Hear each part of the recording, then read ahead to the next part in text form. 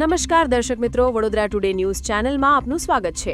સમાચારમાં વાત કરીએ તો વડોદરા શહેરના છાણી પોલીસ સ્ટેશનની ટીમે બાતમીના આધારે ફર્ટિલાઇઝર બ્રિજ પાસે વોચ ગોઠવી દેશી દારૂની હેરાફેરી કરતા 2 શખ્સોને ઝડપી પાડ્યા છે।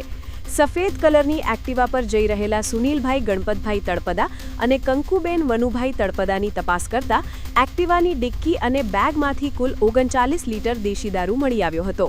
પોલીસે 7,800નો દારૂ, 50,000ની એક્ટિવા અને મોબાઈલ ફોન મળી કુલ 62,800નો મુદ્દામાલ કબજે કર્યો છે। પકડાયેલા બંને આરોપીઓ આણંદ જિલ્લાના રૂપારેલ ગામના રહેવાસી છે, જેમના વિરુદ્ધ પ્રોહિબિશન એક્ટ મુજબ કાયદેસરની કાર્યવાહી હાથ ધરવામાં આવી છે।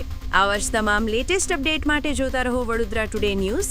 નવું વર્ષ એટલે કે વિક્રમ સંવત 2082ના શરૂઆતથી વડોદરા ટુડે ન્યૂઝ ચેનલના ગુજરાત રાજ્યના તમામ શહેરના, તાલુકા, જિલ્લાના દર્શક મિત્રોને ખાસ વિનંતી કે અમારા વડોદરા ટુડે ન્યૂઝના તમામ સમાચાર જોવા માટે હવે અમારા ફેસબુક, યુટ્યુબ, ઇન્સ્ટાગ્રામના પેજને લાઇક કરો, શેર કરો, સબસ્ક્રાઇબ કરો અને કોઈપણ સમાચાર અને જાહેરાત અને તમારા વિસ્તારમાં કોઈપણ જાતની ગેરકાયદેસર પ્રવૃત્તિઓ ચાલતી હોય અને ભ્રષ્ટાચારની પોલ ખોલવી હોય તો અમારા વોટ્સએપ નંબર 9687328624 અથવા તો 9687906224 પર સંપર્ક કરવા વિનંતી।